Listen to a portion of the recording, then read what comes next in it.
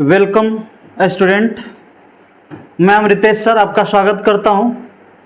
आज हम लोग इस लॉकडाउन के समय में पढ़ाई निर्बाध रूप से चलता रहे, इसके लिए जो व्यवस्थाएं की गई है ऑनलाइन क्लास का, जिससे आप जुड़े और आपके साथ ज़्यादा से ज़्यादा आप अपने मित्र गण को भी साथ लेकर आएँ, जिससे घर में सुरक्षित रहकर भी पढ़ाई आसानी से सहजता से हो सके। तो आइए हम लोग क्लास 11 का मैथ का जो 11 का जो फर्स्ट चैप्टर है सेट थ्योरी, उसकी चर्चा करेंगे, जो बाइलिंगुअल होगा, यानी हिंदी मीडियम और इंग्लिश मीडियम दोनों मीडियम के स्टूडेंट के लिए ज़्यादा कारगर होगा। ये जो है एनसीईआरटी सॉल्यूशन है, जिसे हम समुच्चय से प्रारंभ कर रहे हैं। यानी इसमें हम लोग सबसे पहले जो चीज़ ले रहे हैं समुच्चय, यानी सेट्स क्या है। हालांकि सेट्स जो है आज से बहुत पहले क्लास, जब 2010 का सिलेबस चेंज हुआ था उस समय 9th क्लास में पढ़ना था।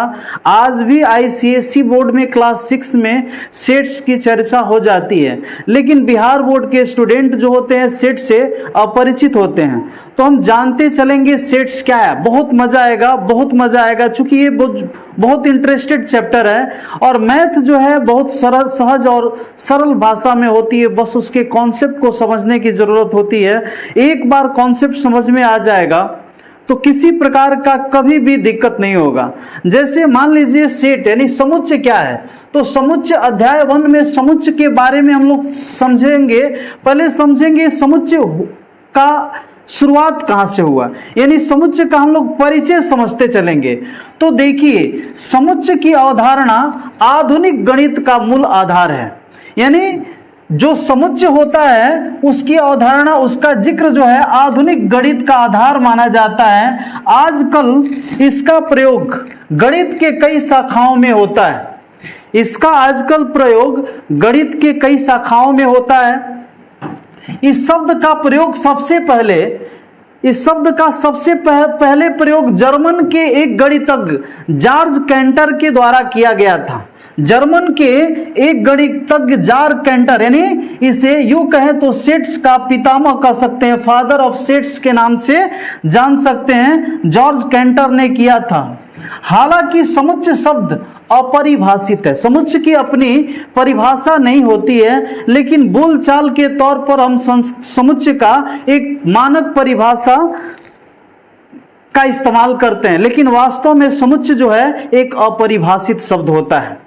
हम बात करते हैं, यानी इंट्रोडक्शन क्या हुआ। The concept of aggregates is the basic of modern mathematics. ये क्या है, इसका कॉन्सेप्ट जो है वो मॉडर्न मैथमेटिक्स से आता है। दिस आजकल it is used in many branches, अनेक शाखाओं में, ऑफ मैथमेटिक्स, मैथ के कई शाखाओं में इसका इस्तेमाल होता है। द टर्म, इसका पद, वाज फर्स्ट यूज, सबसे पहले इस्तेमाल जर्मन मैथमेटिशियन जॉर्ज कैंटर के द्वारा किया गया है। फिर भी the term set is undefined, ये जो टर्म है, ये जो सेट्स है, ये अनडिफाइंड है, ये अपरिभाषित है। और क्या है, अंडरस्टैंड, समझने के लिए भी define the following set as follows. यानी कहने का मतलब है कि सेट्स को हम अपने सुविधा के तौर पर उसको क्या करते हैं, परिभाषित करते हैं। जनरली मैथ जो कहता है कि सेट्स का परिभाषा जो है वो अपरिभाषित है। तो हम समझते हैं कि जो मानक परिभाषा का हम इस्तेमाल करते हैं, यही जॉर्ज कैंटर हैं, जिन्हें हम सेट्स का पितामह कह सकते हैं, फादर्स ऑफ सेट्स के रूप में जान सकते हैं। अब उसके बाद होता है परिभाषा क्या है। जो हम लोग टूटी फूटी परिभाषा इस्तेमाल करते हैं वो होता क्या है। देखिए, सुपरिभाषित वस्तुओं के संग्रह को, यानी एक collection of well defined object, ऐसा ऑब्जेक्ट जो क्या हो, वेल डिफाइंड हो, सुपरिभाषित हो। सुपरिभाषित का मतलब है जो परिभाषित किया जा सके, जिसे स्पष्टीकरण किया जा सके, तो उसी को हम लोग सुपरिभाषित के नाम से जानते हैं। इज कॉल्ड एज सेट, उसी को हम लोग क्या कहते हैं, समुच्चय के नाम से जानते हैं। तथा संग्रहित वस्तुओं को ही हम लोग क्या कहते हैं, अवयव या तत्व के नाम से जानते हैं। अब देखिए सुपरिभाषित का मतलब क्या होता है। जैसे अगर हम कहते हैं कि हमारे पास क्या है, A इजकल टू एक सेट है जिसमें हम ले लिए A, E, I, O और U, तो हम इसको कह सकते हैं कि ये समुच्चय है जो क्या है, स्वर वर्णों का है, भावेल का समुच्चय है। अगर हम ये बात करें कि हमारे क्लास में जितने भी बच्चे हैं, जिस क्लास में मैं पढ़ा रहा हूं उस क्लास में जो बच्चे हैं उनका समुच्चय, आप जिस क्लास में पढ़ते हैं उस क्लास के सभी बच्चों का समुच्चय, तो ये समुच्चय हो सकता है, क्योंकि ये वेल डिफाइंड है। लेकिन वेल डिफाइंड कब नहीं होगा, सुपरिभाषित कब नहीं होगा, जब हम ये बात करें कि आपके स्कूल के प्रतिभावान बच्चों का समुच्चय। तो प्रतिभा हर क्षेत्र में होती है, कोई पढ़ने में तेज है, कोई लड़ने में तेज है, कोई दौड़ने में तेज है, कोई खेलने में तेज है, तो तेज की परख किस क्षेत्र की है इसका जिक्र नहीं है। इसका मतलब यह हुआ कि हम उसे सुपरिभाषित नहीं कर सकते हैं। यदि हम ये बात करते हैं कि हमारे देश के प्रतिभावान लेखकों का समूह, हमारे देश के टैलेंटेड प्लेयरों का समूह, तो टैलेंटेड कोई रन बनाने में होता है, कोई विकेट रोकने में होता है, कोई सिंगल लेने में होता है, कोई छक्का का स्पेशलिस्ट होता है, कोई फोर मारने में स्पेशलिस्ट होता है, तो कोई रन आउट जल्दी नहीं होता है, कोई मतलब ये क्राइटेरिया अलग अलग हो जाती है। इसका मतलब है कि टैलेंटेड की अलग अलग प्राथमिकताएं होती है। जैसे लोग सिक्स मारने में क्रिस गेल को जानते हैं, वही हम बात करते हैं कि भरोसेमंद, तो मिस्टर भरोसेमंद राहुल द्रविड़ को कहा जाता था, द वॉल के नाम से जाना जाता था। यानी ये सब चीजें लक्ष्मण और राहुल द्रविड़ के लिए जाना जाता था। लेकिन वही जब फास्ट खेलना होता है तो सहवाग की चर्चा होने लगती थी। तो अलग अलग कंडीशन में, अलग अलग सिचुएशन में अलग अलग प्रतिभा होती है, अलग अलग टैलेंट होता है। इसलिए हम ये नहीं कह सकते हैं कि प्रतिभावान खिलाड़ियों की सूची। अगर ये कहें कि वर्तमान में भारत के 11 प्लेयरों की सूची जो फलाने मैच में, एक फिक्स मैच में खेलने वाले हैं, जैसे अगला टूर्नामेंट में खेलने वाले हैं, जिसमें सूची लिस्ट जारी कर दी गई है, तो उसको हम कह सकते हैं कि वो क्या है, वेल डिफाइंड है। लेकिन ऐसे कहना वेल डिफाइंड नहीं है। तो आप समझ चुके होंगे कि वेल डिफाइंड क्या होता है। अब आगे इसके बाद हो जाता है समुच्चय का निरूपण। देखिए समुच्चय को निरूपित करने का तरीका होता है, लिखने का एक तरीका होता है। समुच्चय को हम कैसे लिखें, तो देखिए समुच्चय को निरूपित करने के लिए अंग्रेजी वर्णमाला के बड़े अक्षर का प्रयोग होता है। जैसे मान लीजिए A बराबर, B बराबर, C बराबर, ये सब अंग्रेजी बड़े वर्णमाला के शब्द होते हैं, जिन शब्दों को हम लोग स्मॉल मंझले ब्रैकेट में करके लिखते हैं।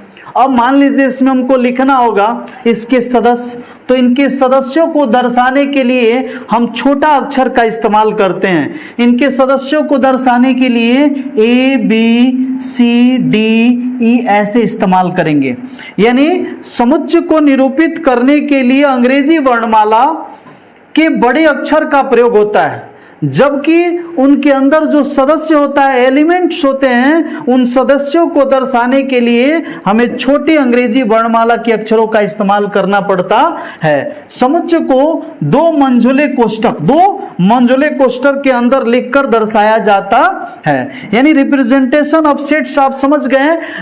रिप्रेजेंटेशन ऑफ सेट्स क्या हुआ कि to represent a set the capital letter of the English alphabet. English alphabet के कैपिटल लेटर को हम लोग सेट में इस्तेमाल करते हैं, जबकि स्मॉल लेटर का इस्तेमाल अवयवों को दर्शाने के लिए किया जाता है। और दो अवयवों के बीच एक अर्ध विराम का चिन्ह का प्रयोग, यानी कोमा के चिन्ह का प्रयोग होता है। जैसे कि हम यहाँ लिख रहे हैं ABCD। अगर हम बात करें N, तो N का मतलब हुआ 1 2 3 4 अप टू ऐसे ऐसे करके आगे बढ़ा दिए, तो इसमें दो मंझले कोष्ठक का इस्तेमाल हो गया और बीच में सदस्य जो है वो कोमा के द्वारा अलग अलग निर्धारित किए गए, लिखे गए, रिप्रेजेंट किए गए हैं। अब उसके आगे बढ़ते हैं हम, तो बात होती है कुछ विशेष समुच्चय के लिए मानक संकेत, यानी standard notation of certain sets. कुछ सेट्स हैं जिसको दिखाने के लिए हम किन किन चिन्हों का प्रयोग करते हैं। तो इसमें पहला चीज आ जाता है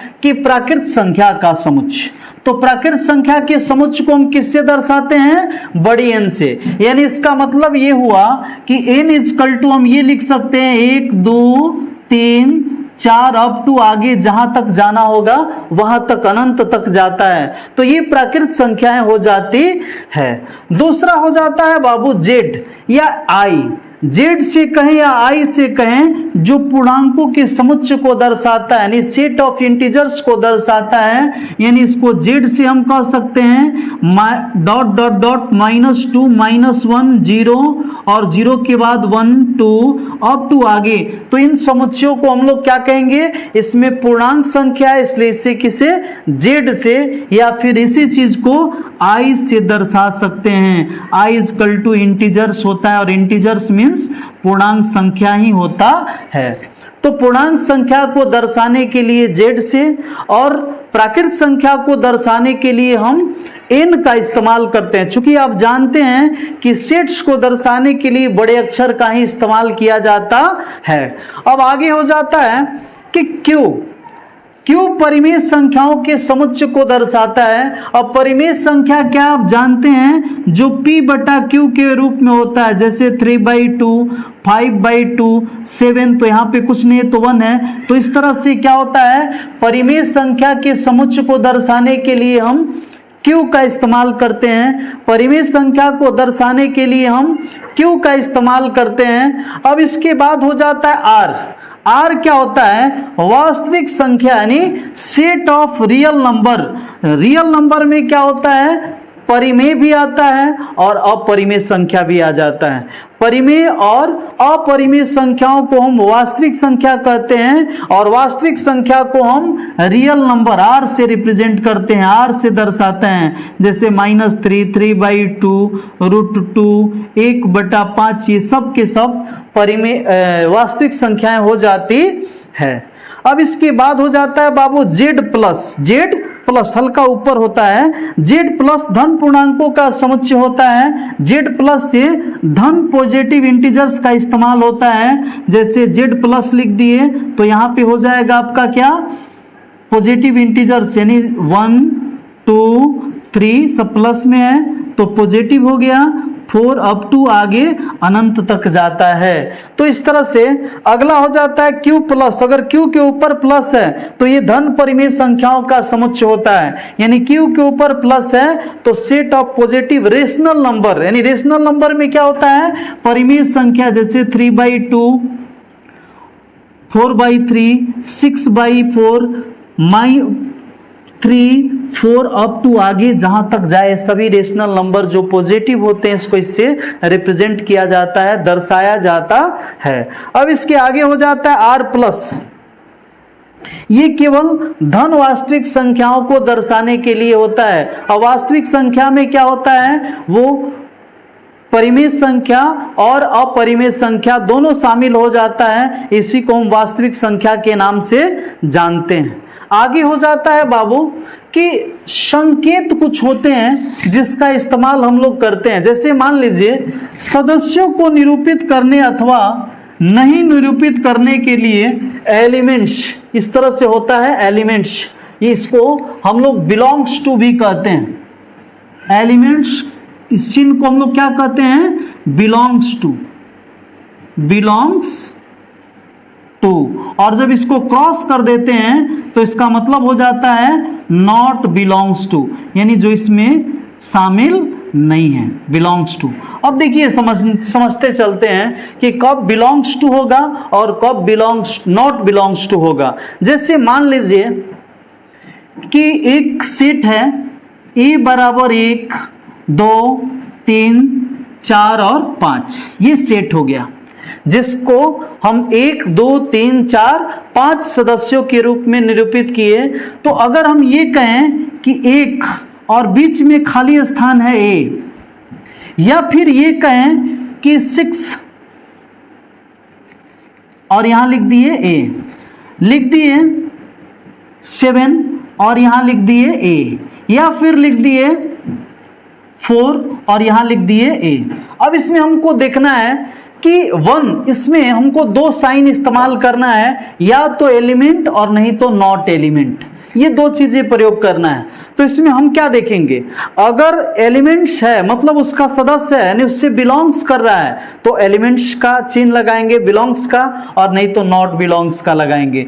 तो 1, चूंकि 1 इसमें है इसलिए यहाँ पे बिलोंग्स टू, 1 बिलोंग्स टू ए, यानी 1 जो है ए का सदस्य है, 1 जो है ए का सदस्य है। अब यदि मान लीजिए यहाँ पे है कि 6 बिलोंग्स टू ए, तो देखिए इसमें 6 नहीं है तो इसको हम लोग क्या कहेंगे, नॉट बिलोंग्स टू कर देंगे। समझ में आ रही है बात। अगर 7 रिक्त स्थान दिया है इसका मतलब है कि 7 इसमें है नहीं है, 7 इसमें है नहीं है, तो 7 नहीं है तो इसको हम लोग क्या कहेंगे, not elements, not belongs to a. और 4 एलिमेंट है ए का, 4 इसमें शामिल है, तो जब शामिल है तो इसको बिलोंग्स टू लिखेंगे। यानी समझ गए बात को, अगर शामिल है तो बिलोंग्स टू और नहीं शामिल है तो नॉट बिलोंग्स टू, शामिल है तो बिलोंग्स टू, नहीं शामिल है तो नॉट बिलोंग्स टू का इस्तेमाल करते हैं। ये चैप्टर 1.1 में सबसे ज्यादा इंपॉर्टेंट रोल अदा करेगा ये टॉपिक। आगे चलते हैं अब कि समुच्चयों को व्यक्त करने की विधियां, यानी method for expressing A set, सेटों को व्यक्त करने की क्या तरीका हो सकती है। तो इसका फर्स्ट तरीका होता है सारणी या तालिका रूप, इसको रोस्टर फॉर्म यानी टेबुलर मेथड भी कहते हैं, टेबुलर मेथड भी कहते हैं। टेबुलर मेथड में होता क्या है, टेबुलर मेथड में जो भी अवयव होते हैं उसको बारी बारी से लिख दिया जाता है, यानी हर एक सदस्यों को दर्शाना जरूरी होता है। जैसे मान लीजिए हम यहाँ कह रहे हैं कि n इजकल टू, तो यहाँ लिख रहे हैं 1 2 3 4 अप टू आगे यहाँ तक अनंत तक। अगर हम यहाँ कोई सेट ले रहे हैं इसमें भावेल लिख रहे हैं तो सारा भावेल को दर्शाना जरूरी हो जाता है, यानी सभी सदस्यों को यदि दिखा रहे हैं तो वो क्या होता है, टेबुलर फॉर्म होता है। यदि पूरे सदस्यों को बारी बारी से दिखाते हैं तो वही टेबुलर फॉर्म हो जाता है, यानी सारणी विधि हो जाता है। दूसरा हो जाता है प्रतीकात्मक या समुच्चय निर्माण विधि, इसको हम लोग गुण प्रकटीकरण विधि के नाम से जानते हैं, गुण प्रकटीकरण विधि के नाम से जानते हैं। इस विधि में क्या होता है, इसमें सदस्यों के गुणों को दर्शाया जाता है। जैसे मान लीजिए हम यहां लिख रहे हैं कि n is equal to x such that x जिसमें कि x क्या है, प्राकृत संख्या है, प्राकृत संख्या है। यानी कहने का मतलब इसमें हम क्या किए, इसमें केवल इसके गुण को दर्शा दिए जो कि इसको रिप्रेजेंट कर रहा है। यानी लिख रहे हैं क्या, x जिसमें कि एक प्राकृत संख्या है, लेकिन इससे दिखाई दे रहा है क्या कि n is equal to 1 2 3 4 dot dot dot. इसका मतलब हुआ कि इसमें केवल गुण। यहां आप देख रहे हैं AEIOU, इसको हम ऐसे भी लिख सकते हैं कि x जिसमें कि x, ऐसे भी लिखा जाता है x जिसमें कि x क्या है, अंग्रेजी माला का स्वर वर्ण है, यानी भावेल है। ये क्या है, भावेल है, स्वर वर्ण है। तो इसको ऐसे लिख दिए तो इसके गुण लिख दिए तो ये हो गया गुण प्रकटीकरण, और ऐसे अलग अलग लिख दिए तो ये सारणी विधि हो जाता है। यानी सेट थ्योरी को, सेट्स को हम दो विधियों से रिप्रेजेंट करते हैं, एक सारणी विधि और दूसरा गुण प्रकटीकरण विधि। एक सारणी विधि और दूसरा गुण प्रकटीकरण विधि, ये दो विधियां हो जाती है। तो हम पहले चलते हैं सारणी विधि, यानी मेथड जो है, टेबुलर मेथड क्या होता है, टेबुलर मेथड क्या होता है। ध्यान दीजिए, इस विधि में समुच्चयों के सभी अवयवों को मंझले कोष्ठक के अंदर अर्ध विराम, कौन विराम, अर्ध विराम यानी कोमा का चिन्ह देकर लिखा जाता है। यानी इसमें सारे सदस्यों को दर्शा दिया जाता है। जैसे अभी हम बात करें, यहां पे लिख दिए क्या, यहां पे लिख दिए कि ABCDEF अप टू कहां तक, Z तक। ये जो एक सेट है जिसमें ABCDEF अप टू Z तक 26 अक्षर शामिल है, तो ये एक क्या है, टेबुलर मेथड हो जाता है। अगर हम बात करें n is equal to 1 2 3 4 5 up to आगे जाकर कई सेट्स तक माने अनंत तक, तो ये भी क्या है, टेबुलर मेथड होता है, जिसमें मंझले कोष्ठक के अंदर सभी सदस्यों को एक कोमा कोमा के द्वारा अलग अलग करके लिखा जाता है। दूसरा हो जाता है बाबू समुच्चय निर्माण विधि, सेट्स मैन्युफैक्चरिंग मेथड। समुच्चय निर्माण विधि को हम लोग गुण प्रकटीकरण विधि कहते हैं, अर्थात इसमें गुणों को लिख दिया जाता है। जैसे इस विधि में समुच्चय में आने वाले सदस्यों के गुणों को लिखा जाता है, सदस्य के गुणों को लिखा जाता है। यानी क्या, in this method the properties of the member in the sets are retain, यानी इसी को लिखा जाता है। जैसे मान लीजिए हम लिख रहे हैं, इसी को लिखना है तो इसको इसमें लिखेंगे तो क्या लिखेंगे, एक्स, जिसमें कि एक्स क्या है, अंग्रेजी वर्णमाला का अक्षर है, अंग्रेजी वर्णमाला का क्या है, अक्षर है। अगर हम ये बात करें, इसको बात करें तो इसका गुण क्या हुआ, एक्स, जिसमें कि एक्स प्राकृत संख्या है, प्राकृत संख्या है। तो इसका मतलब ये हुआ कि इसके गुण को दर्शा दिए। तो इसको लिखने का दो तरीका होगा, एक अलग अलग लिखकर, एक केवल गुण को लिखकर। तो इसी को हम लोग क्या कहते हैं, समुच्चय निर्माण विधि, यानी समुच्चय निर्माण विधि या गुण प्रकटीकरण विधि के नाम से जानते हैं। अब इतना जानने के बाद हम लोग प्रश्नावली 1.1 की चर्चा करेंगे, जो आसानी से हो जाएगा। जितना कॉन्सेप्ट है 1.1 के लिए उतना दे दिए, हर चैप्टर का अलग अलग कॉन्सेप्ट देते जाएंगे, आसानी से समझ में आएगा। एक साथ ही पूरे चैप्टर का कॉन्सेप्ट समझिएगा तो आधा अधूरा रह जाएगा। इसलिए फर्स्ट क्वेश्चन देखते हैं क्या दे रहा है। निम्नलिखित में कौन से समुच्चय हैं, अपने उत्तर का औचित्य बताइए। कौन समुच्चय है और कौन समुच्चय नहीं है, इसको बताना है। समुच्चय है या समुच्चय नहीं है। तो इसके लिए हम पहला क्वेश्चन पर चलते हैं। जे अक्षर से प्रारंभ होने वाले वर्ष के सभी महीना, हम बात करते हैं कि महीना क्या होती है, जनवरी से चालू होती है, जनवरी, फरवरी, मार्च, फिर होता है अप्रैल, फिर होता है मई, फिर होता है जून, जुलाई, अगस्त, सितंबर, अक्टूबर, नवंबर, दिसंबर।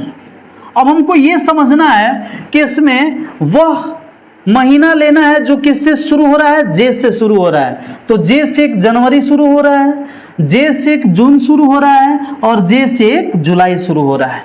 यानी कहने का मतलब है कि यदि इसके संग्रह को लेते हैं तो इसमें हम आसानी से लिख सकते हैं जनवरी, जून और जुलाई, जनवरी, जून और जुलाई लिख सकते हैं। तो इसका मतलब ये सेट है। ये क्या है, ये सेट है। ये सेट है क्यों, क्योंकि इसे डिफाइन किया जा सकता है, इसे परिभाषित किया जा सकता है। जबकि दूसरा क्वेश्चन हम लेते हैं, भारत के 10 सबसे अधिक प्रतिभाशाली लेखकों का संग्रह। देखिए, कोई सौंदर्य प्रदर्शन के लिए होता है, यानी कोई जो होता है, जैसे मान लीजिए कोई लेखक होते हैं वीर रस का गाना लिखते हैं, वीर रस की कविताएं लिखते हैं, वीर रस का लेख लिखते हैं। यानी जो क्या होते हैं, कहीं भीड़ भाड़ में पिटा जाते हैं तो वीर रस का लिखने लगते हैं। जो कहीं क्या होता है, कोई प्राकृतिक सौंदर्यता लिखता है तो किसी को जो सौंदर्यता होती है उस पर लिखने की आदत होती है। कोई ऐतिहासिक चीजों की घटनाएं, परिघटनाएं लिखता है। तो ऐसे ऐसे कई प्रकार के लेखक होते हैं। तो अगर कह रहा है कि लेखकों की सूची, तब तो अलग बात थी, लेकिन ये प्रतिभाशाली लेखकों की सूची, तो किस क्षेत्र में प्रतिभावान है ये कहना सही नहीं है। इसलिए इसे हम क्या कहेंगे कि ये सेट नहीं है, ये समुच्चय को परिभाषित नहीं करता है, ये समुच्चय को परिभाषित नहीं करता है। अब इसके बाद है विश्व के सर्वश्रेष्ठ 11 बल्लेबाजों का संग्रह। देखिए, collection of the best 11 batsman of the world. आप कैसा बेस्ट कर रहे हैं? कोई ऐसा बैट्समैन होता है जो रन बनाने में बहुत तेज गति से रन बनाता है, वो टेस्ट के लिए फेलियर हो जाता है। यदि कोई टेस्ट में बढ़िया टिकता है तो वनडे के लिए फेलियर हो जाता है। कोई वनडे में 1-2 रन मार के बहुत देर तक पारी खेलता है, T20 के लिए फेलियर हो जाता है। आप किस बेस्ट की बात कर रहे हैं? ये बेस्ट की जो क्राइटेरिया है वो हमें समझ में नहीं आ रहा है और आपको भी समझ में नहीं आ रहा है कि वो किस प्रकार का प्रतिभावान है। तो इसलिए ऐसे समुच्चय के ऐसे संग्रह को हम सेट के रूप में नहीं जानेंगे, यानी ये भी सेट नहीं है, ये भी सेट नहीं है। अब इसके बाद हो जाता है आपकी कक्षा के सभी बालकों का संग्रह। देखिए, आप जिस कक्षा में पढ़ रहे हैं उस कक्षा में बालकों की कोई ना कोई सूची होगी। वो बालक या तो 70 होंगे, 80 होंगे, 100 होंगे, 200 होंगे, 300 होंगे, लेकिन निश्चित हैं, और वो भी निश्चित है कि वो कौन कौन है। रोल नंबर 1 वाले कौन है, रोल नंबर 2 वाले कौन है, रोल नंबर